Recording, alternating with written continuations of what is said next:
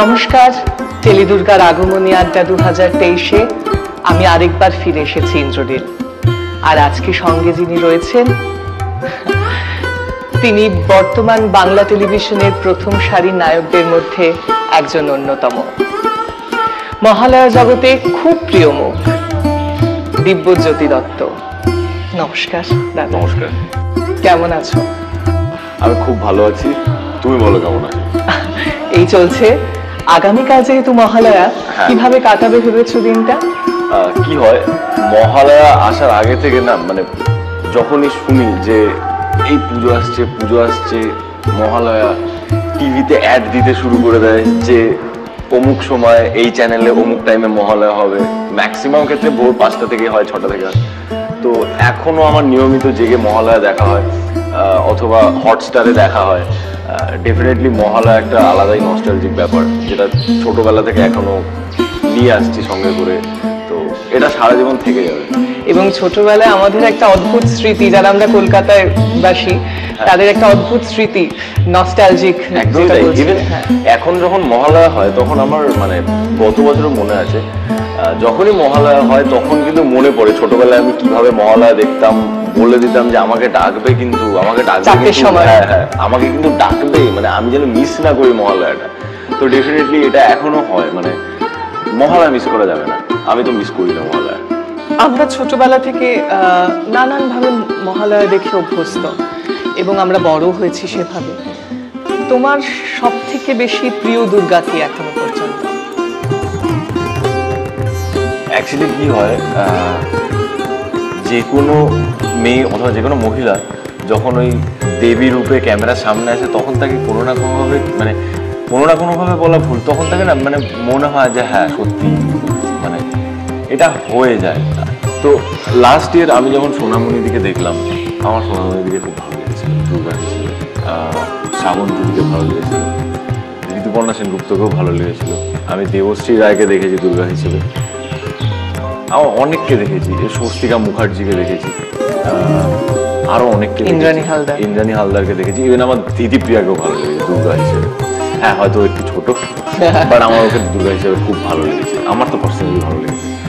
তো ডেফিনেটলি আসলে এই জিনিসটাই এমন না, মানে যখন কোনো মহিলা ওরকম শাড়ি পরে, ওরকম 10টা হাতে অস্ত্র নিয়ে ওরকম ভাবে এসে দাঁড়ায়, তখন মনে হয় যে হ্যাঁ সত্যি দেবী দুর্গা, মানে একটা গডলি ফিগার। হ্যাঁ, একটা হয়ে যায়, মানে ওটা দেখতে ভালো লাগে। ইভেন আমি আরেকজনের নাম কি করে বলছি, মানে সে হচ্ছে আমাদের পায়েলদি, যার সাথে আমি দুখানা কাজ পরপর করেছি, চুনি পান্না, দেন দেশের মাটি। She is lovely. হ্যাঁ, তো এখন সে দেবী কালী, খুব সুন্দর লাগছে তাকে। ইভেন সে দেবী দুর্গাও করেছিলেন। তো সেই টাইমে মানে দুর্গা হিসেবেও, যেটা স্যান্ডিদি মানে সন্দীপ্তজি ছিল দুর্গা, তো সেই টাইমে রিয়েল দুর্গাটা প্লে করতো পায়েলদি। তো পায়েলদি মানে পায়েলদির মধ্যে একটা ঠাকুর ব্যাপার আছে। তো আমাকে যদি জিজ্ঞেস করা হয়, আমি হয়তো পায়েলদির নামটা আগে রাখবো, মানে পায়েলদির মধ্যে একটা অদ্ভুত ঠাকুর ব্যাপার। 2 বছর মহালয়ায় তোমাকে দুটো সমগোত্রীয় চরিত্রে দেখা গেছে, 2019-এ কৃষ্ণে আর 2022-এ শ্রীবিষ্ণে। তোমার কোন চরিত্রটা করতে বেশি ভালো লেগেছে এবং তার অভিজ্ঞতা একটু বলো আমাদের। ডেফিনেটলি আমার যে কোনো পৌরাণিক ক্যারেক্টার, সেটা যদি মাইথোলজি থেকে হয়, আমার সেটা সবসময় ভালো লাগে করতে। আমিও স্পিরিচুয়ালি একটু ইনক্লাইন্ড আছি, মানে আমি এটা মনে করি, আমার ভালো লাগে ওরকম ক্যারেক্টার প্লে করতে। ডেফিনেটলি কৃষ্ণ আগে করেছিলাম, তারপর বিষ্ণু করেছিলাম। কৃষ্ণ তো বিষ্ণুই অবতার, তো ডেফিনেটলি আমার কাছে দুটোই একই। এবং আমি যখন ওটা পোস্ট করেছিলাম তখন রামের গান দিয়ে করেছিলাম, তো মানে আমার কাছে পুরোটাই একটাই জিনিস। তো ডেফিনেটলি এক্সপিরিয়েন্স খুবই ভালো। ওই মেকআপটা যখন করে আয়নার সামনে দাঁড়াই তখন নিজেকে একটু অন্যরকম লাগে, এরকমভাবে আমি নিজেকে কখনো দেখিনি। যখন আমি কৃষ্ণ সেজে প্রথম ওই মাথায় ওরকম পাগড়ি মতো পরে, বাঁশি নিয়ে, গায়ে কৃষ্ণের বস্ত্র পরে, তখন কৃষ্ণের মিউজিক বাজছে চারিদিকে, ওটা একটা আলাদা ফিলিং, মানে নিজেকে অন্যভাবে দেখা, যেভাবে আমি কখনো নিজেকে দেখিনি। অথবা গায়ের মধ্যে বিষ্ণুর তো ওই ধানের শীষের যে রং ছিল, সোনালি রং, ওই শীষের মতো রং মুখে মেখে, গোল্ডেন কাপড় গায়ের মধ্যে জড়িয়ে, যখন হ্যাঁ একদম যখন ক্যামেরার সামনে বা আয়নার সামনে নিজেকে যখন দেখি, তখন ওটা একটা আলাদা ফিলিং হয়। সেখানে আমার প্রতিনিয়ত অভিনয়ের যে ক্যারেক্টার সেটার থেকে আলাদা, আমি যেরকমভাবে সাধারণভাবে কথা বলি সেখান থেকে আলাদা, ডেফিনেটলি আমরা যে চলিত ভাষায় কথা বলি সেখান থেকে ভাষাটা আলাদা। তো ওটা একটা অন্যরকম এক্সপিরিয়েন্স। ডেফিনেটলি আমার দুটো ক্যারেক্টার করতে খুবই ভালো লেগেছে। তবে এই যে তুমি বললে যে কৃষ্ণ, রাম এবং বিষ্ণু, এই যে রামটা মাঝখানে চলে এলো, এই তিনটে চরিত্রের মধ্যে সব থেকে প্রিয় চরিত্র তোমার কোনটা, বা স্বপ্নের চরিত্র যেটা তুমি আবার বাঁচতে চাও ওইভাবে? সেভাবে দেখতে গেলে রাম আর কৃষ্ণ দুটোই, মানে রামের মধ্যে যা যা আছে, মানে রাম যদি জিওগ্রাফি টিচার হয় তাহলে শ্রীকৃষ্ণ পুরো আর্টসের টিচার, বাট মানে আমি যদি দেখি, আমরা যদি রামায়ণ অথবা মহাভারত একটু ভালো করে ডিপলি স্টাডি করি তাহলে আমরা কিন্তু বুঝতে পারবো যে রামায়ণে যা যা আছে তা আমরা লাইফে ইমপ্লিমেন্ট করলে আমরা ভালো ফল পাবো বা ওরম ভাবে ওই পথে চলা উচিত। বাট শ্রীকৃষ্ণের মহাভারত, গীতার যে বাণী, সেটা আমাদের বর্তমান লাইফের সাথে বেশি ইন্টার রিলেটেড একদমই তাই দেন রামায়ণ। রামায়ণ আমাদের জীবনের সাথে ডেফিনেটলি রিলেটেড, বাট মহাভারত আরো বেশি রিলেটেড, আরো বেশি। যাহা নেই ভারতে তাহা নেই ভারতে। হ্যাঁ। আচ্ছা, এবার বলো তো, দেবাদ্রিতা বসু, শ্রুতি দাস, অন্বেষা হাজরা এবং তোমার বর্তমান নায়িকা স্বস্তিকা ঘোষ, এরা প্রত্যেকেই মহালয়ায় খুব পরিচিত এবং প্রিয় মুখ। তোমার প্রিয় কে? খুব সত্যি কথা বলতে এদের আমি মানে চারজনের মহালয় দেখেছি, তুমি যেটা বললে। বিষয় হচ্ছে আমরা মহালয়ে, আমি স্বস্তিকার সাথে একসাথে কাজ করেছি, শ্রুতিদির সাথেও একসাথে কাজ করেছি। হ্যাঁ, অন্বেষার সাথে মহালয়াতে আমার কাজ করা হয়নি, দেবাদ্রিতার সাথেও মহালয়াতে একসাথে কাজ করা হয়েছে, বাট আমরা একই স্ক্রিনে কখনো একসাথে কেউ কিছু করিনি। শ্রুতিদি ছিল, শ্রুতিদি আমি যখন শ্রীকৃষ্ণার পাঠ করছিলাম তখন শ্রুতিদি ওখানে কালী হয়েছিলেন এবং ওই আয়ান ঘোষ ছিল ফাহিমদা।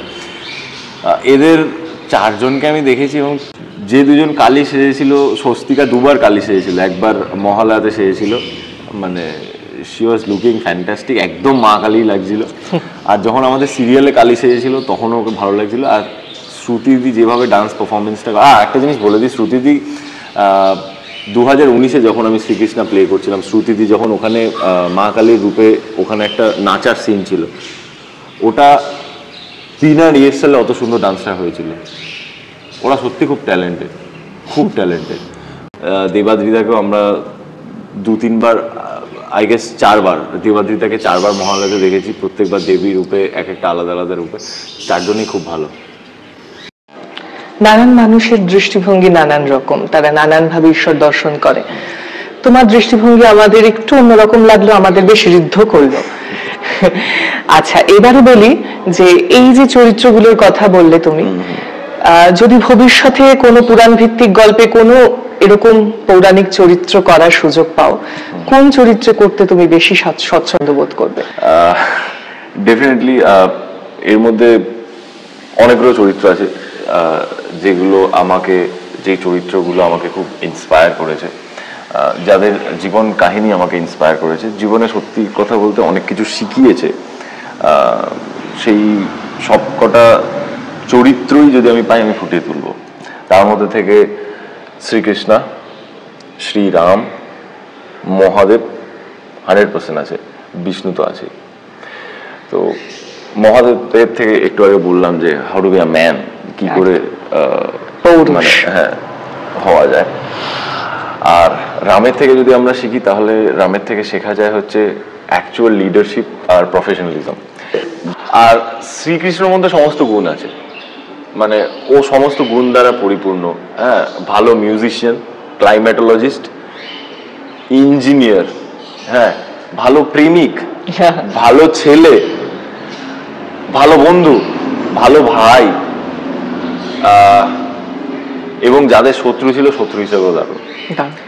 তো শ্রীকৃষ্ণের থেকে এটাই শেখা যায়, যখন আমরা যদি গীতাকে ভালো করে স্টাডি করি, যেখানে অর্জুন বলেছে আমি পারবো না যুদ্ধ করতে, আমার সামনে বাড়ির লোক, আমার নিজের রক্তের লোকজন দাঁড়িয়ে আছে, আমি তাদের বিরুদ্ধে যুদ্ধ করবো? এটা ভাই হয় আমার সবাই। তো শ্রীকৃষ্ণ তখন বলেছিল তুমি যদি না আমার এমনি আমি মেরে দেবো। তার কারণ হচ্ছে মানে আমাকে তো এই দুনিয়াটা চালাতে গেলে তো আমাকে তো দুষ্টের বিনাশ আর সৃষ্টির পালন তো করতেই হবে, যেই আমরা শ্লোকটা জানি ইয়াদা ইয়াদা হি ধর্ম। একদম। হ্যাঁ, তো সেখান থেকে আমরা এটাই বুঝি যে জীবনে যাই হয়ে যাক না কেন, যত টাফ সিচুয়েশন আসুক না কেন, আমি কোনটা ঠিক কোনটা ভুল সেটা যদি বিচার করে আমি যদি ধর্মের পাশে থাকি, কোনটা নৈতিক আর কোনটা অনৈতিক। ধর্ম কথার অর্থ কিন্তু এখানে আমি কিন্তু ধর্মের কথা ওই ধর্ম নয়, এখানে ধর্ম মানে হচ্ছে কোনটা নৈতিক আর কোনটা অনৈতিক। শ্রীকৃষ্ণের মধ্যে সবকিছু ছিল এবং শ্রীকৃষ্ণ টেকনিক্যালি মাথা প্রচন্ড শার্প ছিল। তো আমরা ওখান থেকে অনেক কিছু জানতে পারি, আমরা বুঝতে পারি, আমরা যদি এগুলো লাইফে ইমপ্লিমেন্ট করি লাইফটা খুব স্মুথ হবে, লাইফটা খুব ভালো হবে। তো ডেফিনেটলি আমি অনেক কিছু বলে ফেললাম। আর এই সব কারণে এই ক্যারেক্টারগুলো আমাকে এত টানে এবং আমি ইস্কনের দিকেও খুব ইনক্লাইন, আমার খুব ভালো লাগে কৃষ্ণ নাম করতে বা যাই হোক। ডেফিনেটলি শ্রীকৃষ্ণ, রাম, শ্রী বিষ্ণু, যে হ্যাঁ মহাদেব ডেফিনেটলি। আর শ্রী মহাদেবের হচ্ছে আর একটা জিনিস, যার কাছে সব আছে, মানে মহাদেবের কাছে কি নেই, মহাদেবের কাছে সব আছে। ইভেন মহাদেব হচ্ছে দেবকা দেব বলা হয়। তো যার কাছে এত পাওয়ার, যার কাছে এত শক্তি, বলা হয় মহাদেবের হচ্ছে রুদ্রাংশ বজরংবলী। যে বজরংবলী এক হাতে একটা পাহাড় তুলে নেয়, মহাদেবের অংশ হয়। তার মানে তুমি এখন ভাবো যে মহাদেবের কত জোর হতে পারে। কিন্তু তার কোনো অহংকার নেই, কোনো ব্যাপার না, ছাই ভূষো মেখে ঘুরে বেড়ায়। যখন একবার এরকমও হয়েছিল, মহাদেব একবার সুসজ্জিত হয়ে গণেশ ঠাকুরের সামনে আসে। হ্যাঁ, এটা নিশ্চয়ই তুমি জানো। সুসজ্জিত হয়ে গণেশ ঠাকুরের সামনে আসে এবং গণেশ ঠাকুর না তাকিয়ে আসে, বলে যে না, তুমি যেরকম ছাই ভূষো মেখে যেরকম শ্মশানবাসীর মতো ছিলে, তুমি অমনি করে সেজে চলে আসে। বলছে কেন, আমি কি ভালো লাগছে না দেখতে? আমি তো সেজে এসেছি। বলছে না না না, তুমি অমন ভালো আসো। বলছে কেন? বলছে আমি চাই না আমার মায়ের পাশে আর বেটার কাউকে লাগুক দেখতে, আমার মাকে যেন সব থেকে বেশি সুন্দর দেখতে লাগে, আর যেন কাউকে সুন্দর দেখতে না লাগে। তুমি প্লিজ যাও, চেঞ্জ করে এসো। তো মহাদেব তখন চেঞ্জ করে আবার আগের মতো পুষো টুসো মেখে গলায় একটা সাপ নিয়ে। তো এটাই হচ্ছে ইম্পর্টেন্ট। মহাদেব এত মানে এটা হচ্ছে ইম্পর্টেন্ট। মানুষের যখন বলে না যে তোমার কাছে যখন সবকিছু চলে আসে তখনও তুমি কতটা গ্রাউন্ডে স্টে করছো, ডাউন টু আর্থ হচ্ছে কতটা, সেটা ইম্পর্টেন্ট। যেটা মহাদেবের ছিল। মহাদেব এত প্রসন্ন হয়েছিল বাসুকির ওপরে, প্রসন্ন হয়ে বলছে আয় তোকে গলায় জড়িয়ে, সাপটাকে সারা জীবন গলায় জড়িয়ে রেখে দিল, যে নাগলোকের যে রাজা। তো ওখান থেকে আমরা এগুলোই শিখতে পারি। আর এগুলো জীবনে আমি ইমপ্লিমেন্ট করার চেষ্টা করি। জানি না কতটা কি করতে পারি না পারি, বাট চেষ্টা করি যত ভালো থাকা যায়। লাভ, তা তো ঠিকই। দিন বদলেছে, তখনকার কলকাতা আর এখনকার কলকাতার অনেকটা পার্থক্য। সেই সময় তোমার দেখা পুজো আর এখন তোমার দেখা পুজো কতটা পার্থক্য? দেখো, আমি যদি আমার চোখ দিয়ে বলি, হ্যাঁ আমার খুব বেশি বয়স না, আমি খুব কম দুনিয়া দেখেছি। বাট আমি ছোটবেলা একদম ছোট যখন ছিলাম তখন থেকে যদি আমি এখন পুজোটা দেখি, এখন অনেকটা বেশি থিম বেসড হয়ে গেছে, সেটা বোধহয় তুমিও মানো। একদম। হ্যাঁ, তখন মানে কিন্তু এরকম নয় যে থিম বেসড হয়ে গেছে বলে জিনিসটা খারাপ। এখানে কিন্তু মানে অনেক শিল্প বেরিয়ে এসেছে। মানে কাটা চামচ দিয়ে পুরো সিংহর একটা কেশর তৈরি করে দেওয়া, মানে this is not a matter of joke, মানে এটা সত্যি একটা শিল্প। তো তার সাথে সাথে কিন্তু আমাদের মানে নস্টালজিক যে পুজোগুলো হয়, তুমি উত্তর কলকাতায় যে বনিদি বাড়ির যে পুজোগুলো, ওগুলোর মধ্যে একটা আলাদাই ফিল আছে। তো ওগুলো এখনো রয়ে গেছে। ডেফিনেটলি আগের পুজোর সাথে এখন পুজোর অনেকটাই ফারাক রয়েছে। কিন্তু তখনও মানুষ ভিড় ঠেলে মানে ঠাকুর দেখতে যেত, রাত জাগতো, এখনো সেটা করে। হ্যাঁ, আমরা হয়তো অনেকটা বেশি মডার্নাইজ হয়ে গেছি। এখন আমরা অনেক বেশি ছবি তুলি, ভিডিও করি, আমাদের ফুড প্যাটার্ন চেঞ্জ হয়ে গেছে, আমাদের মানে অনেক কিছু চেঞ্জ হয়েছে। হ্যাঁ, চয়েসেস গুলো চেঞ্জ হয়েছে, বাট ওই জিনিসটা একই আছে। মানে দুর্গাপুজো মানে তখনও যে আনন্দটা ছিল সেটাও একই আছে, মহালয়া মানে যে আনন্দটা ছিল তখনও একই আছে। মানে হয় না, মানে পুজো এক মাস বাকি মানে তখনই মনে পড়ে যায় আমার প্রিয় বন্ধুগুলোর কথা। আমি কোথায় কোথায় যাব, আমি কি পরবো, আমি কি খাবো, ওই কদিন ডায়েট করবো না, এখানে যাবো ওখানে যাবো। তো সেই জিনিসটা আমার ছোটবেলায় যেমন হতো এখনো সেরকমই হয়।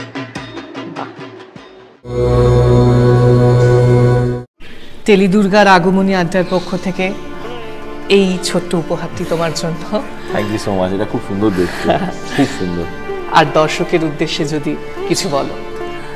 আজকে টেলি দুর্গার আগমনী আড্ডা এসে আমার খুব ভালো লেগেছে। আর কিছুক্ষণ পর মহালয়া, রাত পোহালি মহালয়া, আপনারা বুঝতে পারছেন।